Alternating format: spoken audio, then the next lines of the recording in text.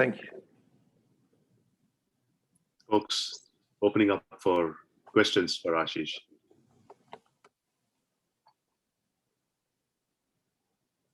Ashish, can you turn off your screen share mode and we can go back into, yeah.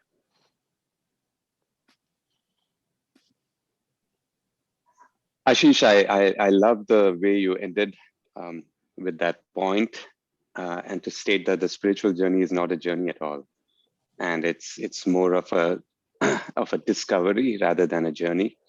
And it was so wonderful. I mean, the way you actually built it up, and also when you presented that slide with a dot in the center, that really hit me.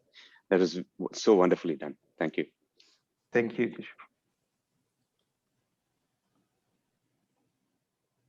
Yeah, I don't have as much of a question, but Ashish, so far a lot of people have talked about the benefits, but first time I've seen the pitfalls, and those were spot on.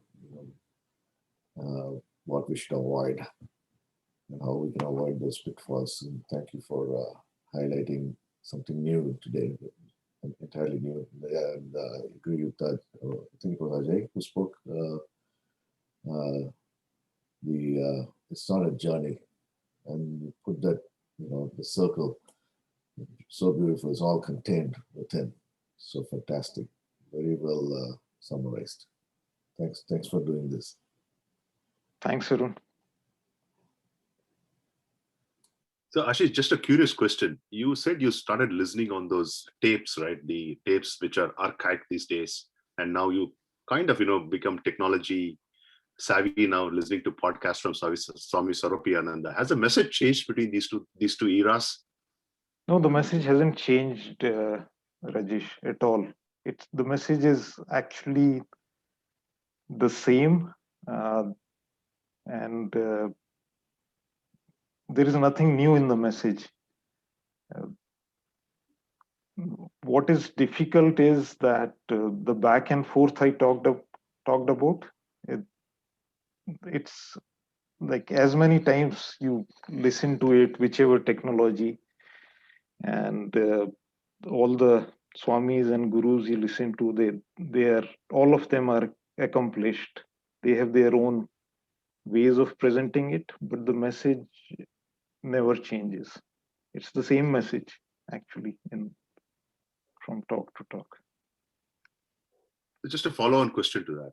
So why was it that you never picked up the cassettes for a long time, although they were lying in your car for 2 years? What made you pick up that particular cassette on that particular day?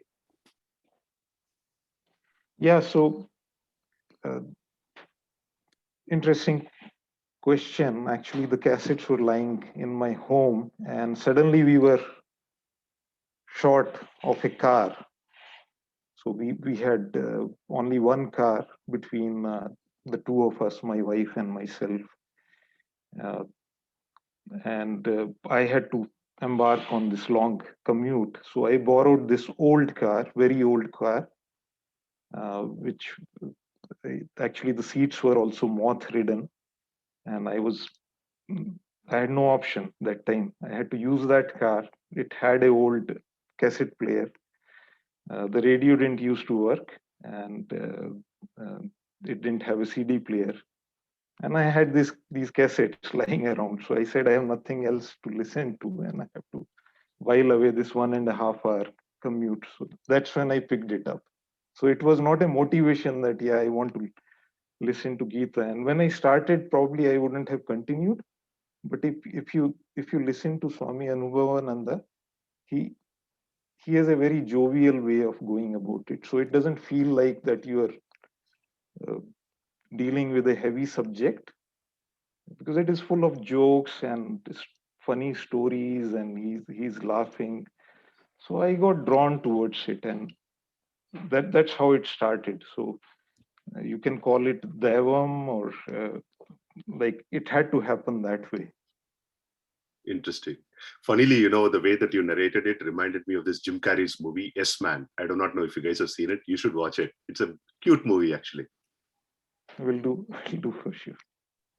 So yeah, I was not I was not probably designed in such a way. Then I wasn't meant to start on this path, but um, like now you can connect the dots when you look back. So, Ashish, just a follow-up question to that, actually. I've thought quite a bit about this connecting the dots. You know, when we look back, and in your case, actually, when you look back, would you change anything in terms of whatever decision you took in 2008 that led to this? Would you change that if you had a No, chance to change it? no, no, I wouldn't, Kishore. I think it was Exactly. meant to be, because otherwise I would have continued my old Exactly. ways. Yeah. So that was the turning point. So that's why I was saying, when I'm trying to relate it to the stories of others before me, uh, either it was a turning point like that which happened, or it was like everything has been done and now what. So there are two flavors I see, and for me it was like something happened which changed the course. Right. You know, and oftentimes when we are in the middle of those situations, we tend to um, repel, right? We don't want that. We don't want those unpleasant things happening. But then with the benefit of hindsight, we see that that was actually a crucial turning point and led to something else, right? Yeah, more beautiful in the end.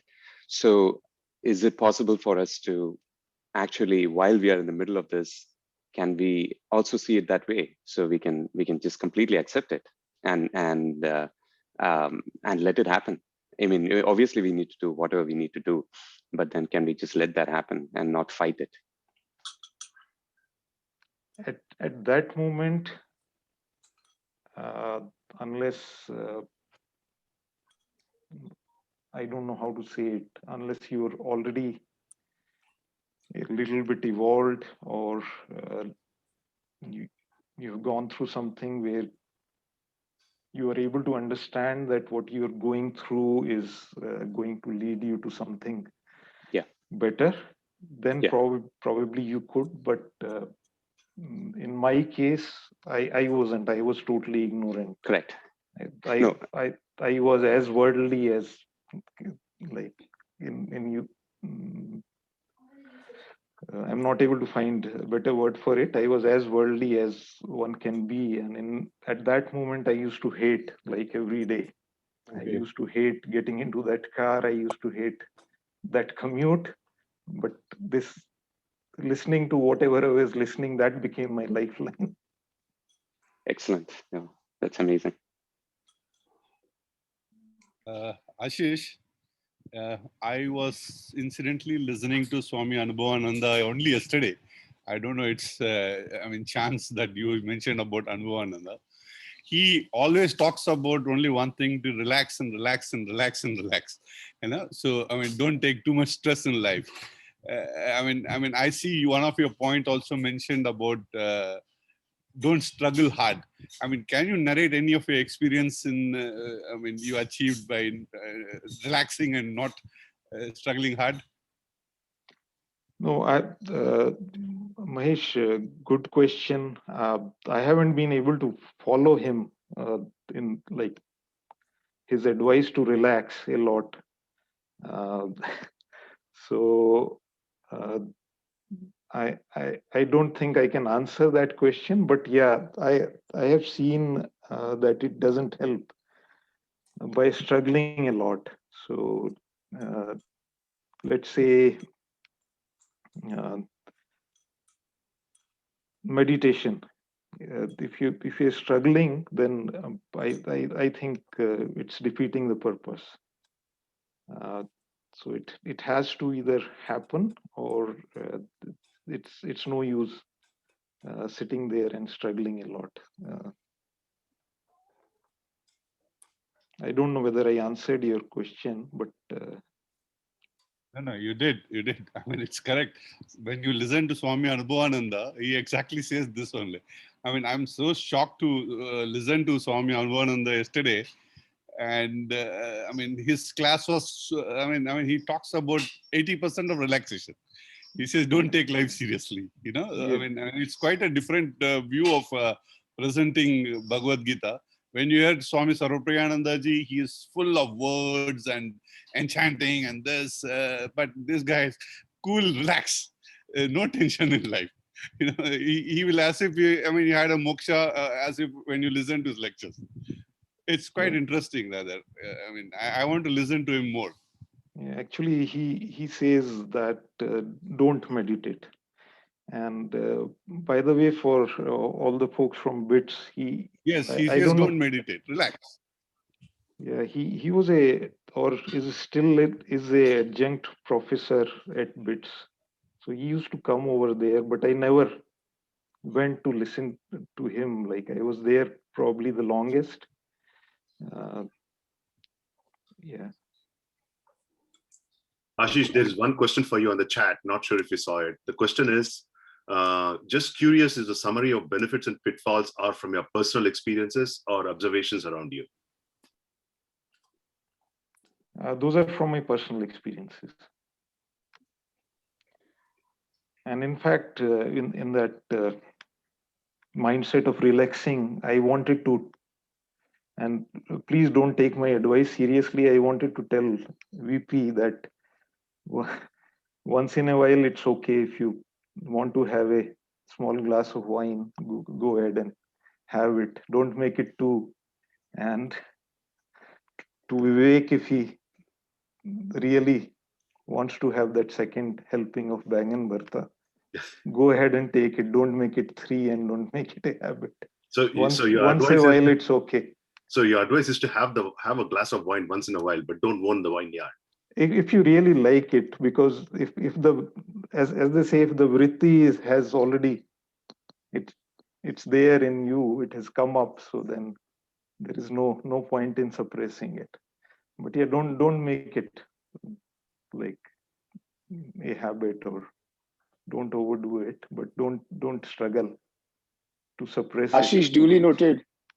Ashish, duly noted. No, don't take my advice. I'm not a Swami or a Guru. Hey, listen, a wonderful presentation. I just wanted to know the meaning of the shlok that you have on the last page. That's a new one for me. So if you don't mind, what's the idea behind that? Okay, that is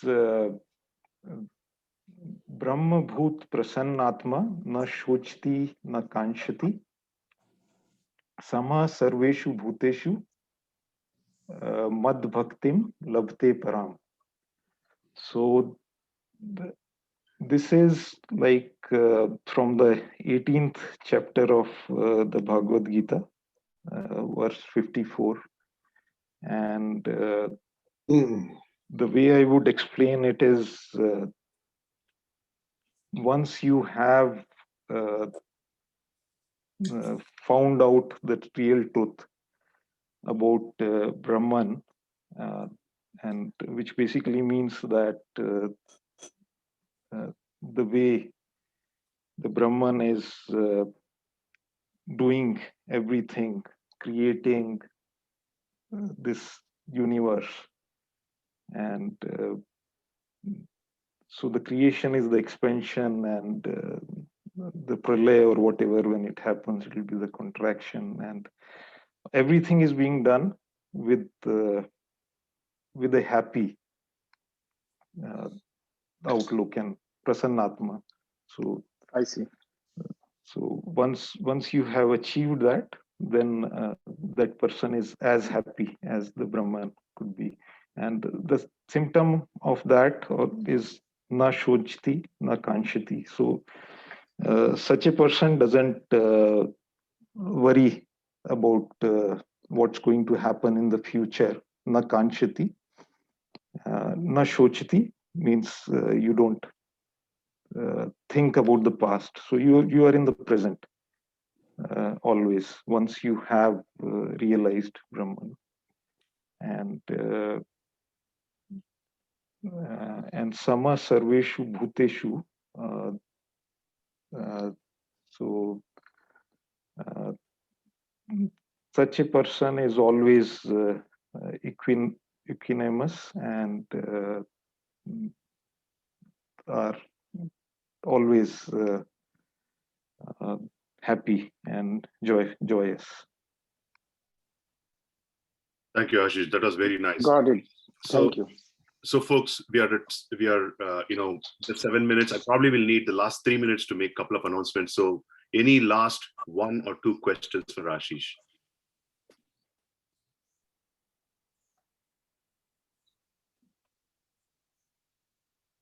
Yeah, Ashish, you talked about the pitfalls, and I really like that slide. I mean, it's not a straight journey. It's like, few steps ahead and few steps back. And also you talked about, blind faith, Shraddha.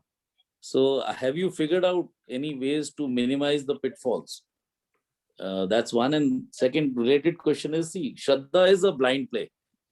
I mean, if you had a way to verify, then there wouldn't be any Shraddha. It's already pre-verified.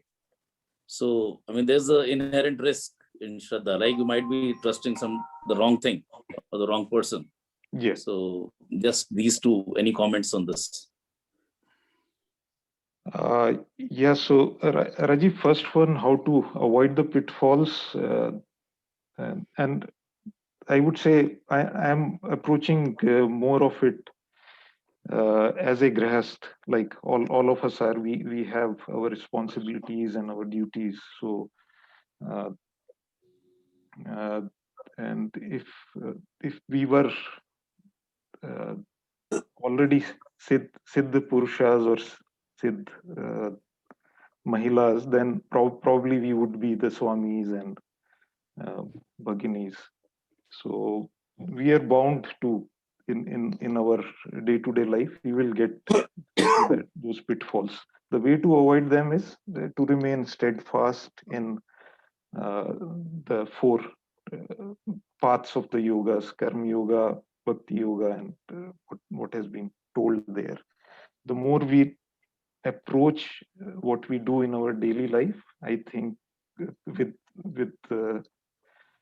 Karma Yoga in mind, I think that'll be a way to avoid those pitfalls. And secondly, about Shraddha, yeah,